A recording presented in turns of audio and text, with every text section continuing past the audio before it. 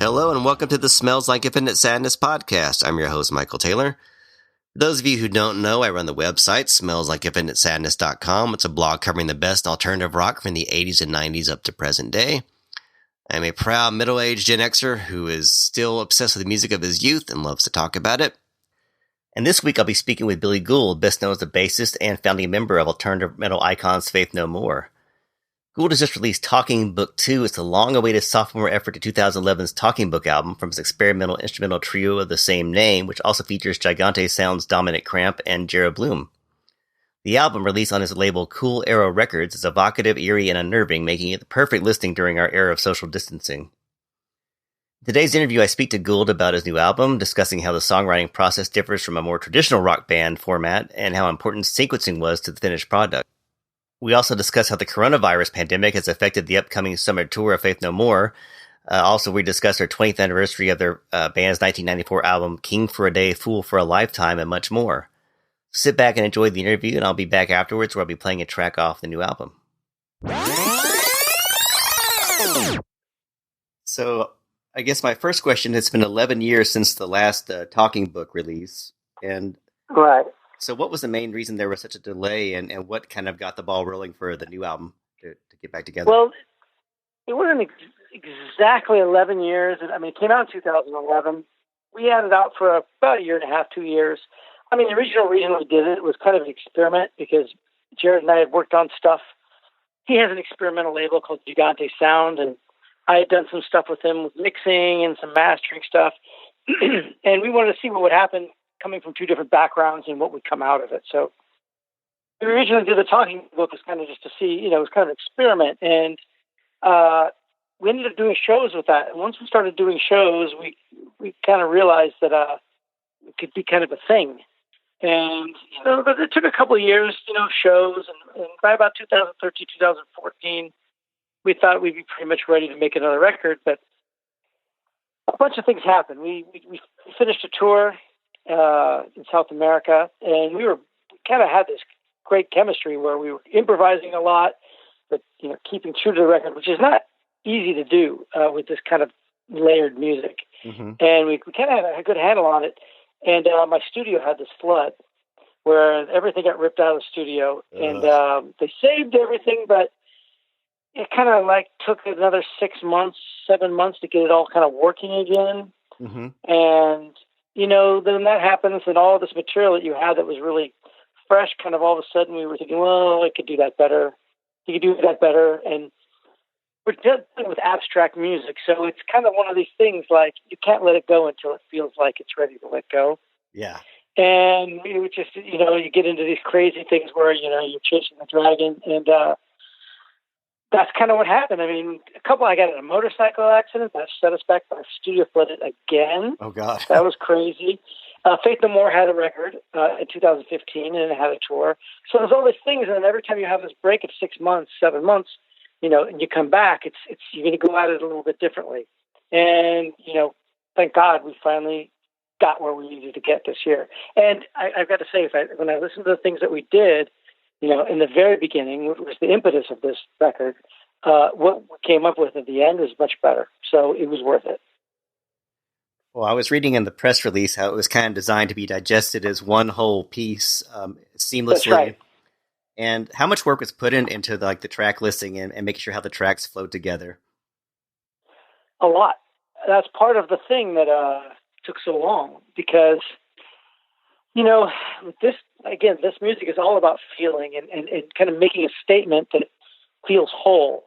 It all kind of has to make sense with each other. And it's like working with clay. You kind of go in one direction and it kind of offsets everything else. And finding this harmonized balance where every track works with each other and it still kind of unifies as a whole, that's what took such a long time to do.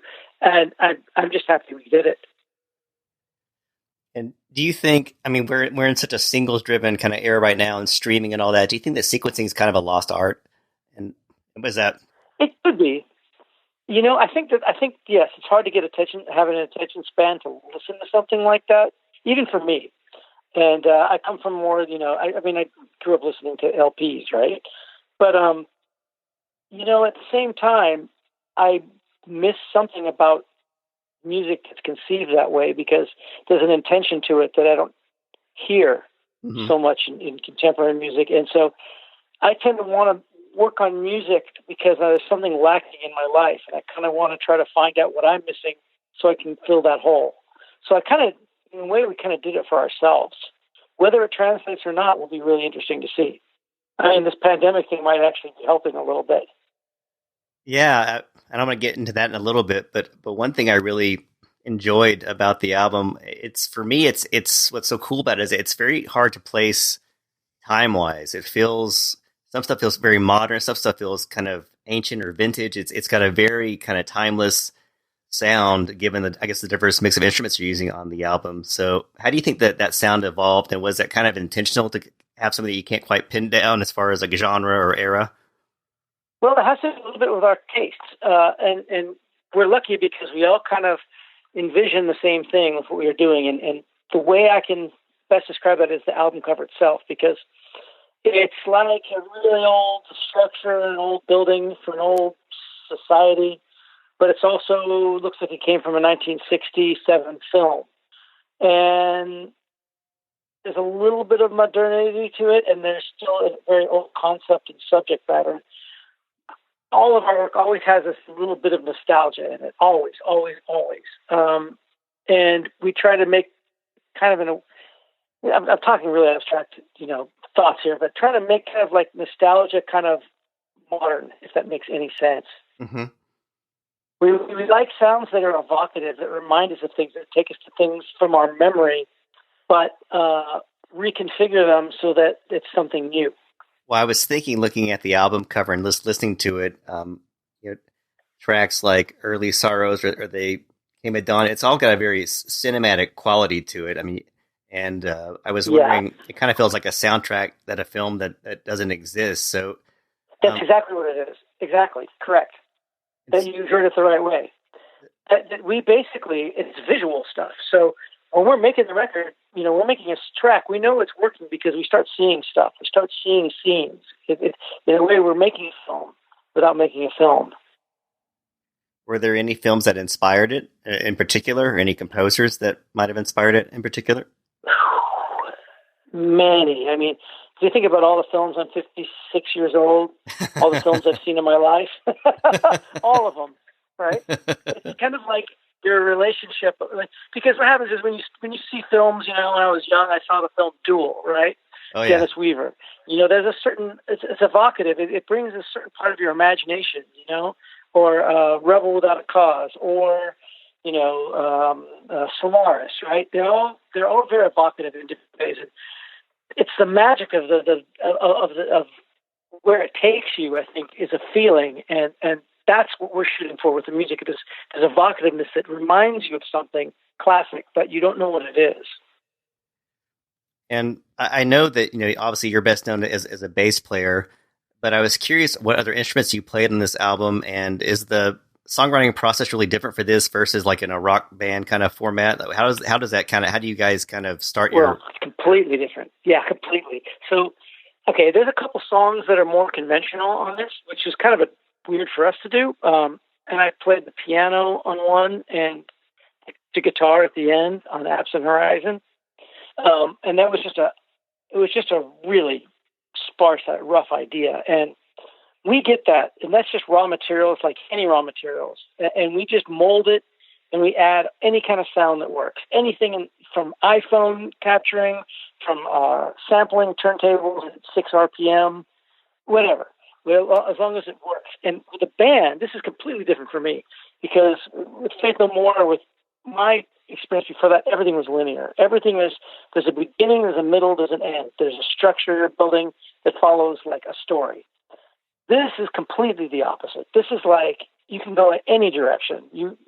It's almost like option paralysis, and you're kind of driving. You're discovering where you're going, and rather than driving where you're going, you're kind of following. So you're going the right way because it starts feeling like the right way. And it's a really backwards way to work.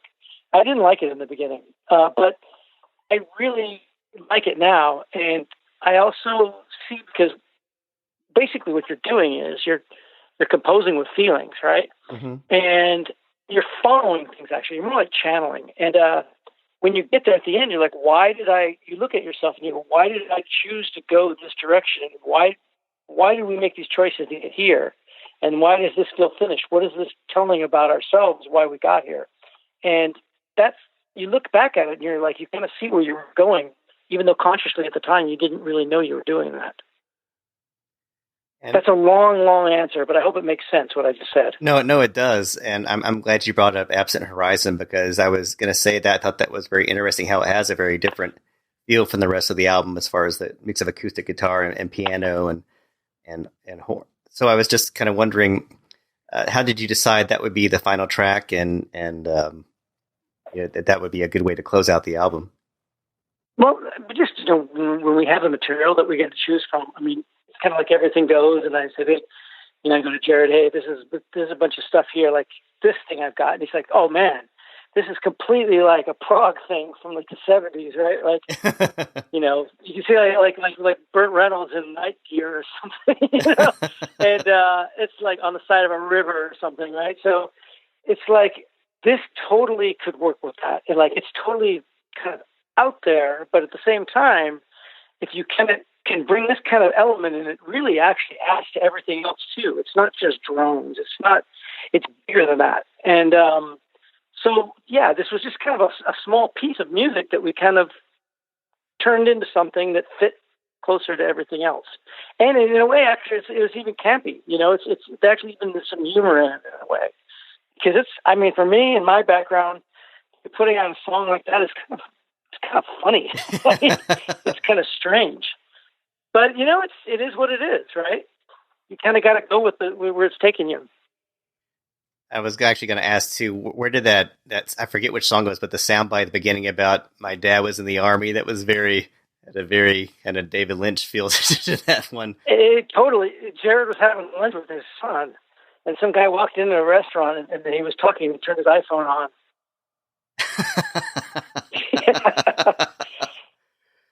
There's definitely some real life there. Definitely. That was a real one. Yeah. Well, we're talking about the coronavirus, and there's been a lot of talk about when people can go see live shows again.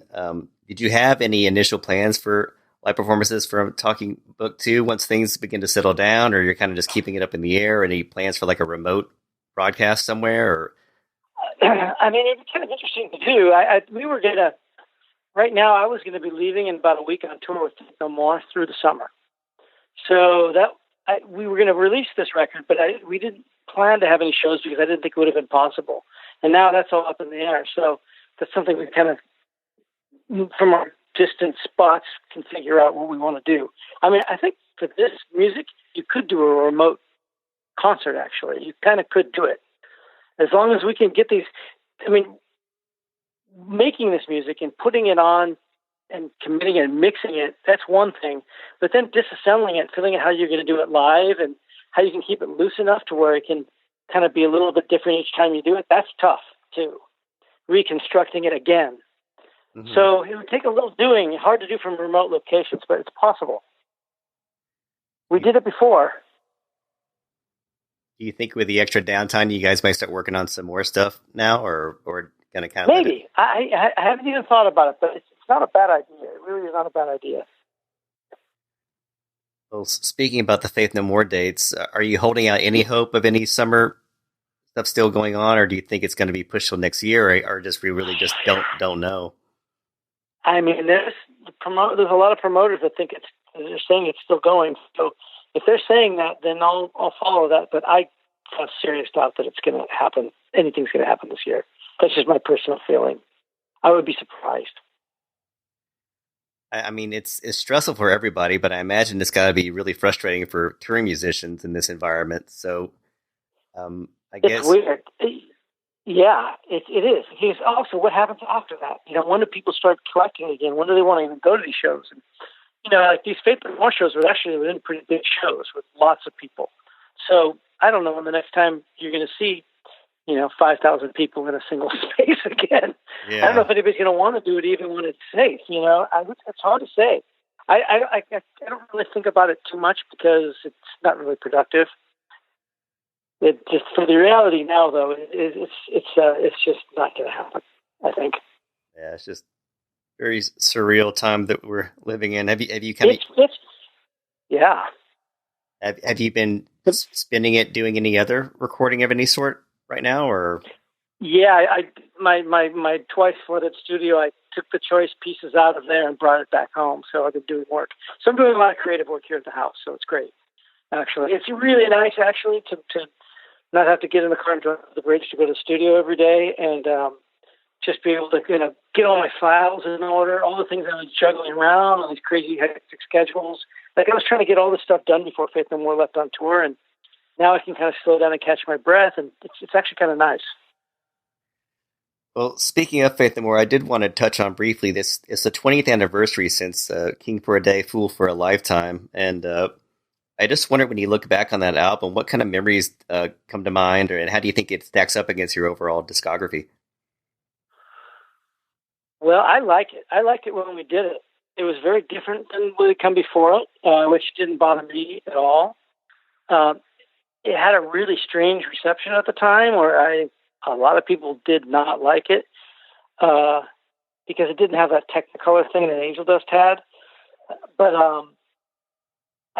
now, if I talk about now, a lot of people say that was the record even more than Angel Dust or Nothing made it for something. I talked to a lot of people like that. So it was just kind of another stage of our life where I think we wanted something that was a little more direct, a little more stripped down, and we worked with a different producer for the first time, and just to kind of see what happened. And I still think it's listenable myself. I could listen to that record.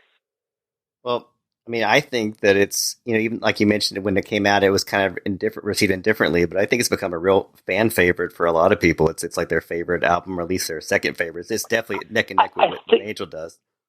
I'm quite happy to hear that, because that thing really, Angel Dust, we got kicked around a lot on that one, but King for a Day, we got brutalized on it. It went down like a rock. But we were also very, very stoked when we finished it. We were very excited about it. So it's nice to see that, our intuitions, even though at the time it might have seemed like we made a mistake, it actually wasn't in the end. Like, I think that what we were doing actually stood the test of time a little bit. You have any plans, or are there any plans for like a special edition, or perhaps if the tour does happen, maybe doing like kind of some deep cuts from it, or has it not really kind of been discussed that much? What do you mean? As far as doing more tracks from that record, you mean?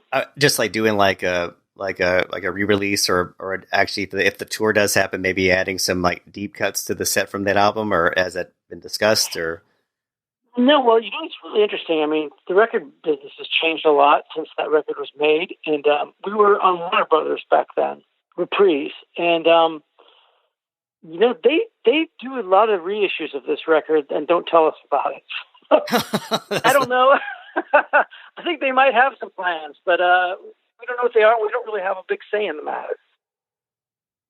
Does that frustrate you when you kind of find out about it secondhand, or? We knew that this was part of it. Came with the game back in the day. Even when you get stuck on a major label, these are the kind of things you risk you run into. But it's okay.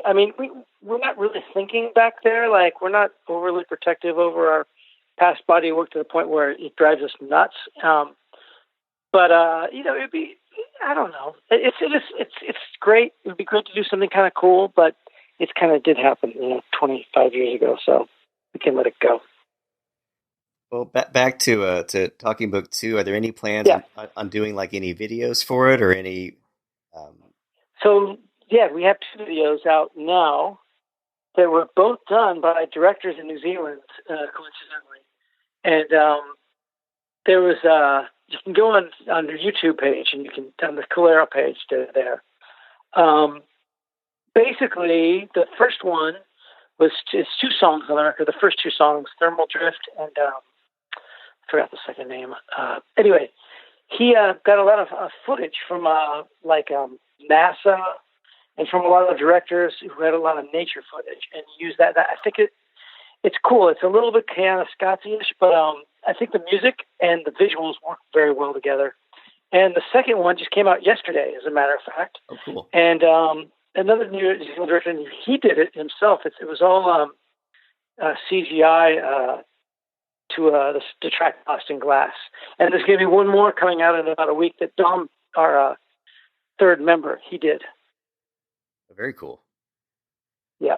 And his is going to be more real classic talking book action, that he got found footage from the library and assembled something out of that.